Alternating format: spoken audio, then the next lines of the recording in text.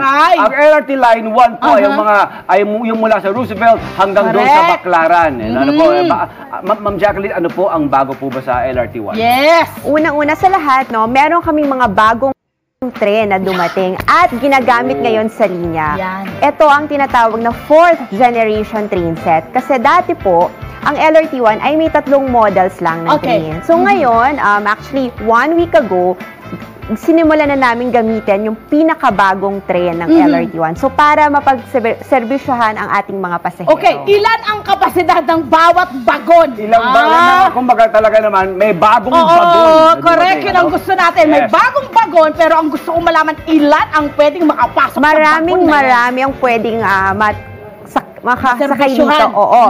1,388 passengers. Wow! Nadagdag doon sa usual?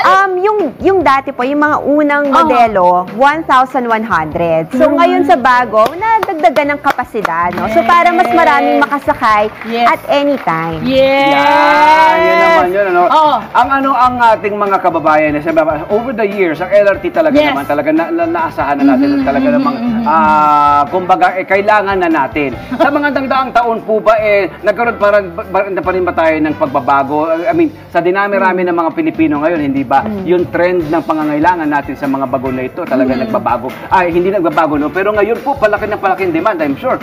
Yes, may mga developments. Actually, sa LRT1, no, kami rin ang in charge sa pag-construct ng Cavite Extension. Wow! Yes. Kailangan. New grids. Actually, naghahabol talaga tayo. Kailangan na natin eh. Yes, when I mean keep up. We have to keep up kasi new grids should be created kasi para ma-accommodate kasi nga po, kaya ako tinatanong, ang trapiko natin talaga na bang patindi.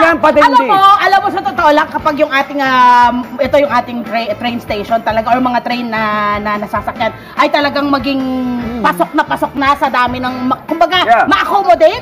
Ay, ako hindi na magkukotse. I think wala na magkukotse masyado kasi, diba, matatanggal ang traffic niyan kung tutuusin. Yes, ma'am. And gusto ko rin dagdag, no, kasi ang tinatawag nga yung real future ng transport dahil unang-una sa lahat, sustainable. Dahil malinis, walang carbon emissions, no? And very exciting time ngayon sa ating bansa dahil ang daming mga railway projects. Hindi lamang sa LRT1, pero sabay-sabay yung mga nagiging development. So, siguro in 10 years time, connected na yung mga iba't ibang station. Wow! Ang saya! Amigo! Sa Metro Manila! Kasi diba, halimbawa sa France, sa Paris, diba, yung mga train station talaga pag nakita mo, may kulay siya. Sama-sama Charles de Gaulle, Passy, diba? Dire-diretso siya gano'n. Kaya, why not sa ating bansa? Alam niyo po, ma'am, yaman din lamang at magkausap na po tayo, ano po.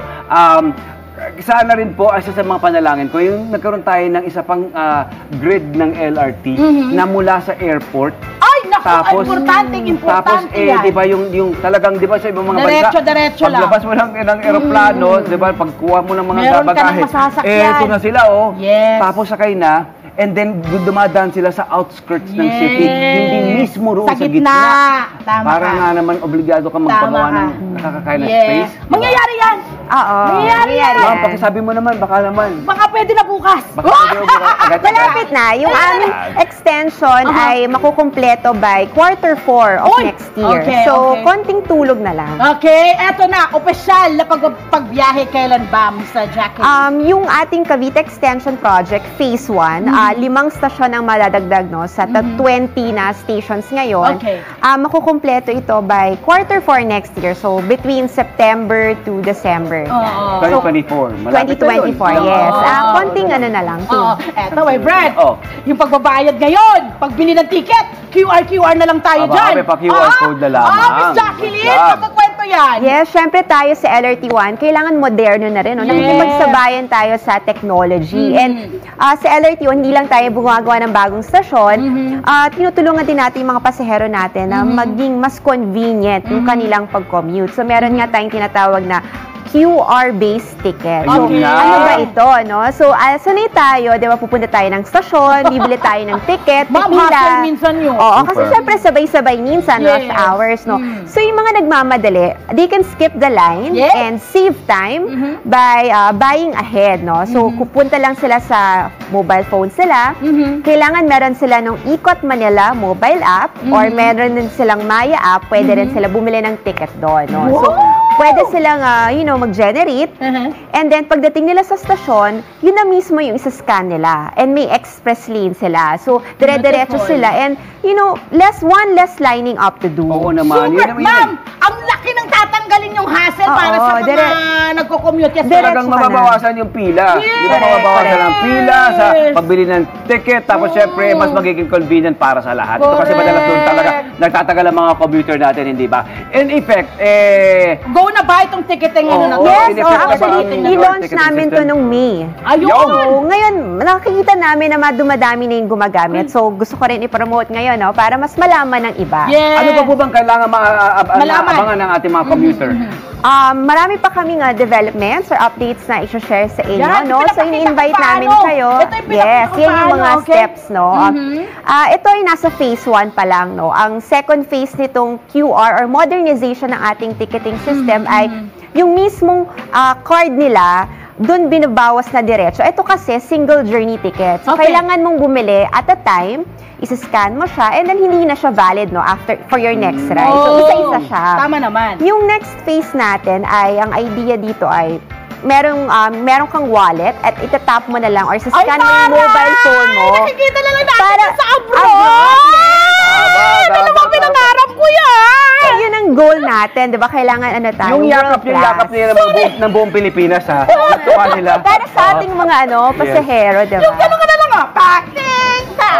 Ang saya-saya! Scan ka na lang. And then, next phase pa niyan is pwede ng other modes, no? Yung keychain, minsan yung mobile phone mo yun na minsan sa scan.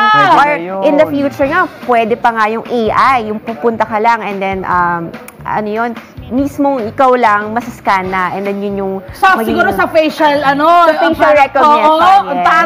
Pero ano pa yan, baby steps LRT1 ito, no? Maraming line. Ngayon, ito yung linya from Roosevelt to Baclaran. Yes. Kung halimbawa LRT2, may mga plano pa ba mga sana, no? Sana. Kami naman, nakikipagtulungan kami sa government, no? Yung LRTA and the Department of Transportation. Kasi kami ngayon, Light Rail Manila Corporation, we operate LRT1. Kaya sana, di ba, yung mga iba, ay magtuloy-tuloy na rin at mag-follow suit. Yes, di ba? May model na tayo. Di ba? Hindi kasi, di ba, dapat sunod-sunod tayo. Alam ka na ba, LRT1 lang yan. Alam ka na ba, LRT1 lang po. Ano po? Ayan na. Maraming salamat, Miss Jacqueline! Maraming salamat din. Ito na level up na alpusan niya, lalo na sa regular commuters, my friend.